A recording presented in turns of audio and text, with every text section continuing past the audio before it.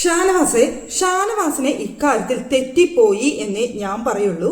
അനുമോൾ അനീഷ് വിഷയത്തിലെ വീക്കെൻഡ് എപ്പിസോഡിൽ ഇത് ചർച്ച ചെയ്യണമെന്ന് ആഗ്രഹിച്ചിരുന്നു അനുമോൾ എന്ന് ഇന്ന് പറയുന്നുണ്ടായിരുന്നു ഷാനവാസ് അക്ബറിന്റെ അടുത്ത്. പക്ഷെ അക്ബർ നേരെ തിരിച്ചിരുന്ന് പറയാണ് ഷാനവാസിന്റെ അടുത്ത് അനീഷയുടെ പ്രണയം വളരെ സീരിയസ് ആണെന്ന് തോന്നുന്നു, ആൾ ഈ ടോപ്പിക്കിൽ സീരിയസ് ആയിട്ട് സംസാരിക്കുന്നുണ്ടായിരുന്നു, പക്ഷെ അനുമോളാണ് ശരിക്കും പെട്ടുപോയതായിട്ട് എനിക്ക് തോന്നിയത് എന്ന് അക്ബർ പറഞ്ഞ സമയത്ത് ഷാനവാസ് പറയുന്നുണ്ട്, ഇല്ല, അനുമോൾ വീക്കെൻഡ് എപ്പിസോഡിൽ ഇത് ചർച്ച ചെയ്യണമെന്ന് ആഗ്രഹിച്ചിരുന്നു, കഴിഞ്ഞ ദിവസം അതിനു വേണ്ടി പറഞ്ഞു നടക്കുന്നതായിട്ട് എനിക്ക് തോന്നി എന്ന് ഷാനവാസ് പറയുന്നുണ്ട്. പക്ഷേ ഷാനവാസ് പറഞ്ഞത് വലിയൊരു തെറ്റാണ്. ഇത് വീക്കെൻഡ് എപ്പിസോഡിൽ ചർച്ച ചെയ്യണമെന്ന് ആഗ്രഹിച്ചത് അനീഷാണ്. അനീഷിന്റെ പക്ക ഗെയിം ആയിരുന്നു നമ്മൾ കണ്ടത്. ആ ഗെയിം സ്ട്രാറ്റജി അവിടെ വർക്കൗട്ട് ആയി എന്നാണ് എനിക്ക് തോന്നിയത് ഒരു കാര്യം കേട്ടോ. ഇനി എങ്ങാനും അനീഷ് സീരിയസ് ആണോ എന്ന് ചോദിച്ചു കഴിഞ്ഞാൽ ഒരു 100%-ൽ 90% സീരിയസ് അല്ല എന്നും ഒരു 10% നമുക്ക് മാറ്റി വെക്കാം. ഇനിയിപ്പോൾ മനുഷ്യരുടെ കാര്യമല്ലേ, നമുക്കും തെറ്റുപറ്റാം എന്നുള്ളതുകൊണ്ട് ഒരു 10% ഇനിയിപ്പോൾ ഗെയിം അല്ല, അനുമുള്ള വിഷയത്തിൽ സീരിയസ് ആയിരുന്നു എന്ന് മാറ്റി വെക്കാം. അപ്പം അതിനെക്കുറിച്ച് കൂടുതൽ സംസാരിക്കാം, കൂടുതൽ കാര്യങ്ങൾ പറയാനുണ്ട്. പിന്നെ അതുപോലെ തന്നെ ഇന്ന് വളരെ മനോഹരമായ ഒരു നിമിഷം എനിക്ക് തോന്നിയത്, നമുക്കറിയാം ആ വീട്ടിലെ ഏറ്റവും ബെസ്റ്റ് ഫ്രണ്ട്സ് ആയിട്ട് നടക്കുന്ന ആൾക്കാരാണ് അമൂവർ സംഘം, പട്ടായ ഗേൾസ്. ചിലർ വേറെയും പേര് പറയലുണ്ട്, അത് വേറെ കാര്യം. പക്ഷേ കഴിഞ്ഞ ഒരാഴ്ച അവിടെ ഉഗ്രൻ അടി വെച്ച ആൾക്കാരാണ്. പക്ഷെ ഇന്ന് അവിടെ ഫ്രണ്ട്ഷിപ്പിന്റെ ആ ഒരു വിഷയം വരുന്ന സമയത്ത് അങ്ങോട്ടും ഇങ്ങോട്ടും ആ ഒരു ഹാർട്ടൊക്കെ കൈമാറുന്ന സമയത്ത് അനുമോൾ നിന്ന് കരയുന്നുണ്ടായിരുന്നു. ആ കരച്ചിലിനൊപ്പം എനിക്ക് കണ്ണ് നിറഞ്ഞു കേട്ടോ. ലാലേട്ടന് നിന്ന് കരയുന്ന ഒരു സീൻ കണ്ടു. ലാലേട്ടൻ പറഞ്ഞു, ഇത്രയും വഴക്കിട്ട നിങ്ങളാണോ എന്ന് ചോദിച്ചുകൊണ്ട് ആ ലാലേട്ട ഫേസ് ആകെ മാറി ലാലേട്ടൻ കരയുന്നത് കണ്ടു. അപ്പൊ എന്റെ കണ്ണ് നിറഞ്ഞ പോലെ തന്നെ ലാലേട്ടൻ കണ്ണ് നിറയുന്നത് കണ്ടപ്പോൾ എനിക്ക് എന്താ പറയാ, ഇത്രയും വഴക്കിട്ട രണ്ടെണ്ണം, എനിക്ക് ആ രണ്ടെണ്ണത്തിന്റെ ക്യാരക്ടറിനോട് ഒട്ടും യോജിക്കാൻ പറ്റില്ല. ഫ്രണ്ട്ഷിപ്പിനെ പുറകിൽ നിന്ന് കുത്തുന്ന രണ്ടെണ്ണത്തിനെ ആ ഒരു നിമിഷം കാണുന്ന സമയത്ത് നമ്മുടെ കണ്ണ് നിറഞ്ഞ പോലെ ആ ഒരു അനുമോൾ അവിടെ കരയുന്നതിനൊപ്പം ലാലേട്ടന്റെ കണ്ണ് നിറഞ്ഞപ്പോൾ ഒരുപാട് സന്തോഷം തോന്നി. കരഞ്ഞതിനുള്ള സന്തോഷമല്ല, ഉള്ളി തട്ടിയിട്ടുള്ള ആ ഒരു സീൻ കണ്ട സമയത്ത് നമുക്കറിയാം അനുമോളുമായിട്ട് ലാലേട്ടൻ്റെ എല്ലാ വീക്കെൻഡ് എപ്പിസോഡിലും ഒരു പ്രശ്നം ഉണ്ടാവും. അപ്പോൾ അങ്ങനെയുള്ള ആ ഒരു ഇതിൽ നിന്ന് ഈ ഒരാഴ്ച അനുമോളുടെ അടുത്ത് ഭയങ്കര സ്നേഹത്തോടെ സംസാരിക്കുന്നതോടൊപ്പം തന്നെ അനുമോൾ കരയുന്നതിനൊപ്പം ലാലേട്ടൻ കരയുന്ന ഒരു സീനും കൂടി കണ്ട സമയത്ത് എന്തോ ഒരു ലാലേട്ടനോടുള്ള ഒരു ഇഷ്ടം കൊണ്ടായിരിക്കാം, അതെന്താണെന്നറിയില്ല, അങ്ങനെ ഒരു ഇത് എനിക്ക് തോന്നിപ്പോയി എന്നുള്ളതാണ്. പിന്നെ എല്ലാ ആഴ്ചയും പറയുന്ന ഒരു കാര്യമുണ്ട്, ഫെയർ എവിക്ഷൻ ആയിരുന്നില്ല എന്നൊരു കാര്യം. പക്ഷേ ഈ ആഴ്ച ഞാൻ പറയും, ഭയങ്കര ഫെയർ ആയിട്ടുള്ള ഒരു എവിക്ഷനാണ് ഈ ആഴ്ച നടന്നത്. സാബുമേന്റെ ഔട്ട് ഭയങ്കര ഫെയർ ആയിരുന്നു എന്നെനിക്ക് തോന്നി. നിങ്ങൾക്കും അങ്ങനെ തോന്നിയിട്ടുണ്ടാവാം, ഇല്ലെന്ന് ഞാൻ പറയില്ല.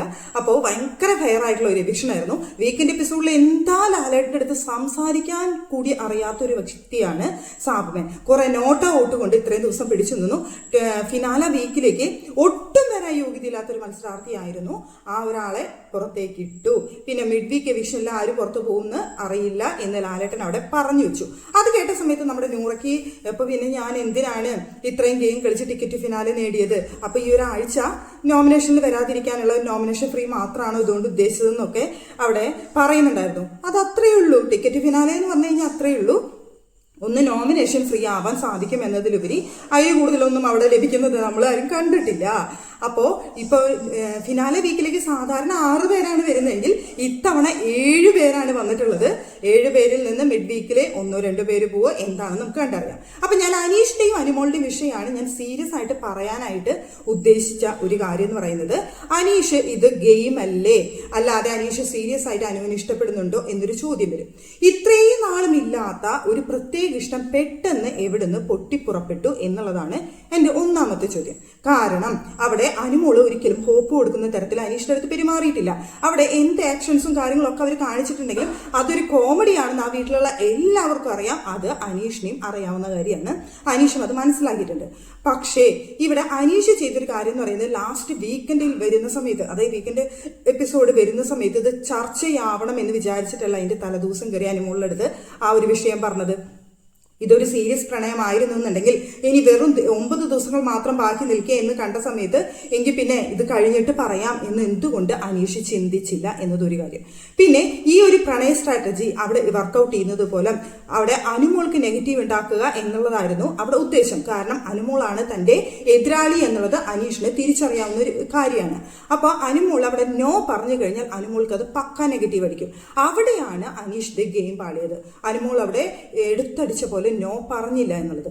അങ്ങനെ വന്നപ്പോൾ അനുമോൾ സംസാരിച്ചു തുടങ്ങിയപ്പോൾ കയ്യിൽ നിന്ന് കാര്യങ്ങൾ വിട്ടുപോകുന്നു എന്ന് തോന്നിയ സമയത്താണ് അനീഷ് അവിടെ നിന്ന് എഴുന്നേറ്റ് പോയത്. അതുപോലെ തന്നെ പിന്നീട് ഈ ഒരു ടോപ്പിക്കിനെ കുറിച്ച് അനുവിന്റെ അടുത്ത് സംസാരിക്കാൻ ഒരു തരത്തിലും തയ്യാറായില്ല. വീക്കെൻഡ് എപ്പിസോഡിൽ ലാലേട്ട സംസാരിക്കുന്ന സമയത്ത് എന്തുകൊണ്ട് അനീഷ് പറഞ്ഞില്ല, ലാലേട്ട എനിക്ക് ഇനി ആ ഒരു ടോപ്പിക്ക് സംസാരിക്കാൻ താല്പര്യമില്ല എന്ന് എന്തുകൊണ്ട് പറഞ്ഞില്ല? അനുമോളുടെ അടുത്ത് പറഞ്ഞാണല്ലോ ഇനി അത് ഞാൻ പോസ്റ്റ്മോർട്ടം ചെയ്യുന്നില്ല എന്നുള്ളത്. അപ്പൊ എന്തുകൊണ്ട് പറഞ്ഞില്ല? അപ്പോ വീക്കെൻഡ് എപ്പിസോഡിൽ ഇത് ചർച്ചയാവണം, താൻ ഒരു വിക്ടിം കാർഡ് ആവണം അല്ലെങ്കിൽ വിക്ടിം ആവണം എന്നുള്ളതായിരുന്നു അനീഷിന്റെ പ്ലാൻ, വിക്ടിം കാർഡ് പ്ലാൻ. ആ പ്ലാൻ അനുസരിച്ചാണ് അനീഷ് അവിടെ ഗെയിം കളിച്ചത്. പക്ഷേ അനുമോള് അതിൽ പൂർണ്ണമായി വീണില്ല എന്നുള്ളതാണ് അനീഷിനെ പറ്റിയ ഒരു ഫോൾട്ട്. ഇവിടെ അനുമോള് നെഗറ്റീവ് ആക്കാനായിട്ട് അനീഷിനെ സാധിച്ചില്ല. അനീഷ് അവിടെ ഒരുപാട് കെയറിങ് അനുമോളുടെ അടുത്ത് കാണിക്കുന്നുണ്ടായിരുന്നു. എന്നാൽ അനുമോൾ ചെയ്യുന്ന ഓരോ കാര്യങ്ങൾക്കും ഏതിനൊക്കെ അവിടെ സപ്പോർട്ട് ചെയ്ത് സംസാരിച്ചിട്ടുണ്ട് ഈ പറയുന്ന അനീഷ്? ഒരിക്കലും ഇല്ലല്ലോ. അവിടെ ഒരു അവിടെയല്ല ഇവിടെ ഇല്ലാത്ത രീതിയിലാണ് അനുമോളുടെ വിഷയം വരുന്ന സമയത്ത് അനീഷ് നിൽക്കുന്നത് കണ്ടിട്ടുള്ളത്. അതായത് അനുമോൾ ചെയ്യുന്ന കാര്യങ്ങളിൽ പലതും തെറ്റുണ്ട് എന്ന് തോന്നുമ്പോൾ അനുമോളെ സപ്പോർട്ട് ചെയ്യാൻ വേണം, എന്നാൽ മറ്റുള്ളവരെ കുറ്റപ്പെടുത്താനും പറ്റില്ല എന്നുള്ള രീതിയിൽ നിൽക്കുന്ന അനീഷിനെയാണ് നമുക്ക് കാണാൻ സാധിച്ചിട്ടുള്ളത്. അതിനർത്ഥം വേറെ ഒന്നുമല്ല, അനുമോളെ സപ്പോർട്ട് ചെയ്യുന്ന രീതിയിൽ നിൽക്കുകയും വേണം, എന്നാൽ തെറ്റിന്റെ ഭാഗത്ത് നിൽക്കാനും പറ്റില്ല, എന്നാൽ ഞാൻ നിഷ്പക്ഷനാണ് എന്ന് കാണിക്കുകയും വേണം എന്നുള്ള രീതിയിൽ. എന്നിട്ടാണ് അനുമോളുടെ അടുത്ത് ഈ പ്രപ്പോസലുമായിട്ട് അവിടെ അനീഷ് വന്നിട്ടുള്ളത്. അല്ലാതെ ഇത് ഒറിജിനൽ ഇഷ്ടമാണെന്ന് വിശ്വസിക്കാനായിട്ട് എനിക്കെന്തോ സാധിക്കുന്നില്ല. ഇനിയിപ്പോ റിയൽ ആയിട്ടുള്ള ഇഷ്ടമാണ് എന്നുണ്ടെങ്കിൽ പുറത്തിറങ്ങിയിട്ട് തീരുമാനിക്കേണ്ട ഒരു വിഷയമാണിത്. ഒരിക്കലും അകത്ത് നിന്ന് എനിക്ക് തീരുമാനം കിട്ടിയേ തീരൂ, നമ്മൾ കല്യാണം കഴിക്കല്ലേ, എന്നെ വിവാഹം കഴിക്കുക എന്ന് പറഞ്ഞു കഴിഞ്ഞാൽ അപ്പൊ തന്നെ ഒരു പെൺകുട്ടി മറുപടി തരുന്ന ഇയാളെന്താ ചിന്തിക്കാനായിട്ട് മണ്ടനാണോ? അപ്പൊ ഒരിക്കലല്ലോ. അപ്പൊ ആ കാണിച്ചത് എങ്ങനെയാണ് റിയൽ ആണ് എന്ന് നിങ്ങൾ പറയാ? ഒരിക്കലുമല്ല. ലാസ്റ്റ് വന്ന് നിൽക്കുന്ന സമയത്ത് അനുമോൾക്കെതിരെയുള്ള ഒരു വജ്രായുധം പോലെ അനീഷ് എടുത്ത് പ്രയോഗിച്ചതാണ്. പക്ഷെ അത് തിരിച്ചടിച്ചത് അനീഷിനെയാണെന്ന് മാത്രം. പക്ഷെ ഇപ്പോഴും ഒരുപാട് പേര് പറയുന്നുണ്ട് പാവം അനീഷ് റിയൽ ആയിട്ട് ഇഷ്ടപ്പെട്ടതാണ്, അനുമോള് കാരനാണെന്ന് പറഞ്ഞ് അനുമോളെ കുറ്റം പറയുന്ന ഒരു വിഭാഗം പേര് ഇപ്പോഴുണ്ട് താനും. അപ്പോ ഇവിടെ എങ്ങാനും യെസ് മൂളിക്കഴിഞ്ഞാൽ ബോട്ട് സ്പ്ലിറ്റിംഗ് അവിടെ നടക്കും, അനീഷ് അവിടെ വിജയിക്കും. ഇനി അനുമോള് എടുത്തടിച്ചാണ് ഒരു നോയാണ് പറയുന്നതെന്നുണ്ടെങ്കിൽ അനുമോള് പക്ക നെഗറ്റീവ് ആവും, അപ്പോഴും അനീഷ് വിജയിക്കും. ഈ രണ്ട് കാര്യങ്ങളായിരുന്നു അവിടെ ലക്ഷ്യം വെച്ചത്. പക്ഷേ ഇത് രണ്ടും നടക്കാതെ അതിന്റെ മിഡിലായി പോയി അനീഷ് എന്നുള്ളതാണ്. അതുകൊണ്ട് അനീഷിന്റെ പ്ലാൻ അവിടെ വർക്കൗട്ട് ആയില്ല. അപ്പോൾ വീക്കെൻഡ് എപ്പിസോഡിൽ ഈ കാര്യം ചർച്ച ചെയ്യേണ്ട എന്ന് അനുമോള് വിചാരിച്ചത് അനീഷിനൊരു ഹോപ്പ് കൊടുക്കാൻ താല്പര്യമില്ലാത്തത് കൊണ്ടും ഈ ഒരു വിഷയം പുറമേക്ക് ആയിട്ട് ഔട്ട് പോകുന്നതിനോട് താല്പര്യമില്ലാത്തത് കൊണ്ടാണ് അനുമോൾ അത് ആഗ്രഹിച്ചത് വീക്കെൻഡ് എപ്പിസോഡിൽ ചർച്ച ചെയ്യേണ്ടെന്ന്.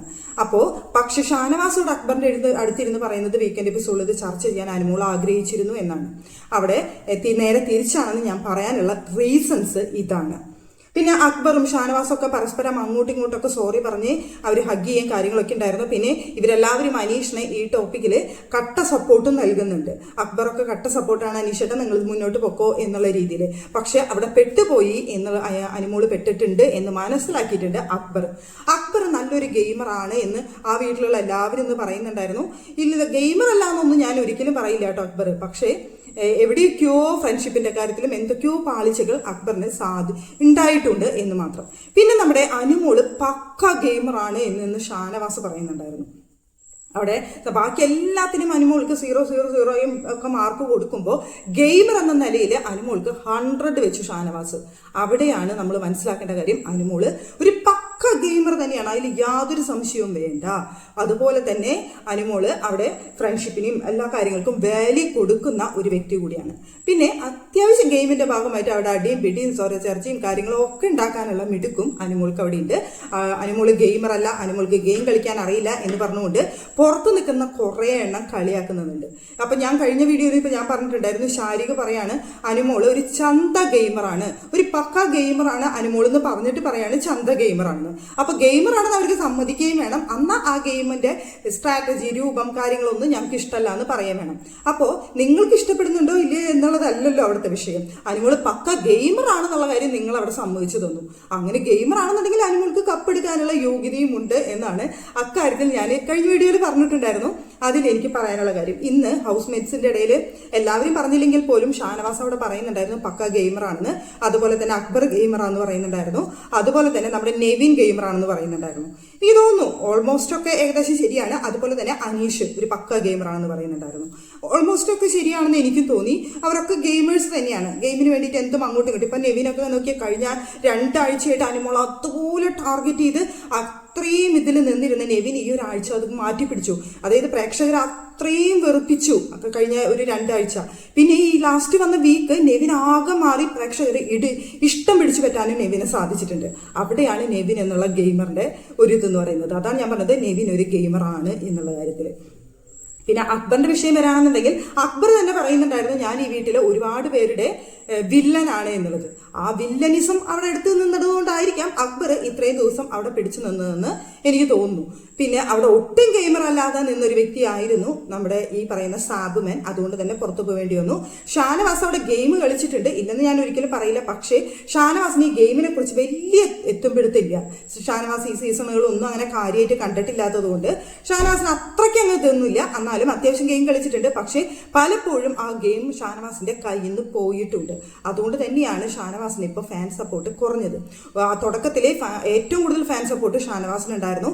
പിന്നീട് എന്താ പറയുക, ഈ ഫ്രണ്ട്ഷിപ്പ് അനീഷുമായിട്ടുള്ള ഫ്രണ്ട്ഷിപ്പ് കൊണ്ട് ഗുണം ഉണ്ടായത് സത്യം പറയുകയാണെങ്കിൽ അനീഷിനെയാണ്, ഷാനവാസിനെ അല്ല എന്നാണ് എനിക്ക് തോന്നുന്നത്. അങ്ങനെ എന്താ വെച്ച് കഴിഞ്ഞാൽ ഷാനവാസിനെ ഇഷ്ടപ്പെടുന്നവർ അനീഷിനെ ഇഷ്ടപ്പെടാൻ തുടങ്ങി. അത് അനീഷിനെ വോട്ടായിട്ട് മാറാനുള്ള ചാൻസ് ആണ് കൂടുതലുള്ളത്. അപ്പോൾ അങ്ങനെ നോക്കുമ്പോൾ അവിടെ ഗുണമായിട്ടുള്ളത് അനീഷിനെയാണ്, ഒരിക്കലും ഷാനവാസിനെ ഇല്ല.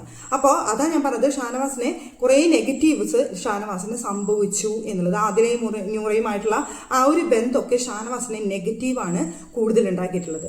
ആദിലയും നൂറയിലും ഇപ്പം ആരാണ് ഗെയിമർ ചോദിച്ചു കഴിഞ്ഞാൽ ഞാൻ പറയാതെ ആദിലയാണെന്ന്. നൂറ അത്ര ഒരു വലിയൊരു ഗെയിമറായിട്ട് എനിക്ക് തോന്നിയിട്ടില്ല. ടാസ്കുകൾ കളിക്കാനായിട്ട് നൂറ മിടിക്കുകയാണെന്ന് കാണിച്ചിട്ടുണ്ട്.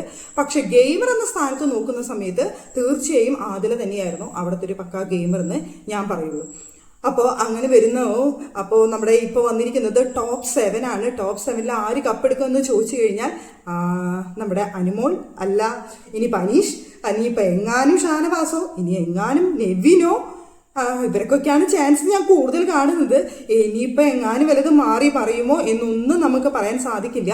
പക്ഷേ എല്ലാവരും ഒന്നടങ്കം പറഞ്ഞുകൊണ്ടിരിക്കുന്നത് അനുമോളെ തോൽപ്പിക്കണം എന്നാണ്. അതായത് ഇപ്പൊ എക്സ് കണ്ടസ്റ്റൻസ്, അതായത് ഇവിടുന്ന് ഔട്ട് പോയ എല്ലാവരും തിരിച്ചു വരുന്ന ഒരു സമയമാണ്.